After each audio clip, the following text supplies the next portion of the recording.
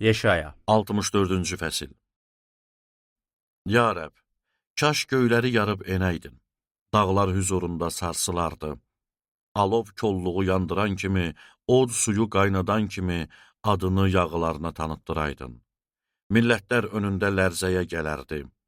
Sən gözləmədiyimiz əzəmətli işlər eləyəndə endin yer üzünə, dağlar önündə sarsıldı.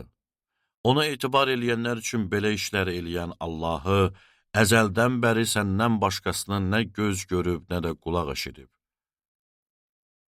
Sevinə-sevinə salihlik eləyəni, yollarında səni xatırlayanı qarşılayırsan. Amma biz günaha batdıq, sən qəzəbləndin. Beləcə xeyli vaxt yaşadıq, bəs biz necə xilas ola bilərik? Hamımız elə bil ki, murdarlandıq. Bütün salih əməllərimiz murdar əskiyə bənziyir. Hamımız yarpaq kimi soluruq. Şər əməllərimiz bizi külək tək sovurub aparır. Sənin adını çağıran yoxdur. Sənə bağlanmaq üçün can atan yoxdur. Çünki bizdən üz döndərdin. Şər əməllərimizə görə bizi yox elədin. Yenə də, ya Rəbb, sənsən atamız. Biz gilik, sənsə dulusçu. Biz hamımız sənin əlinin işiyik. Ya Rəbb, çox qəzəblənmə. Şər əməllərimizi heç vaxt xatırlama.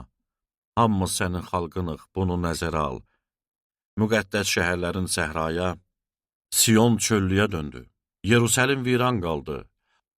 Atalarımızın sənə həmd elədikləri yer, müqəddəs, şanlı məbədimiz yandı.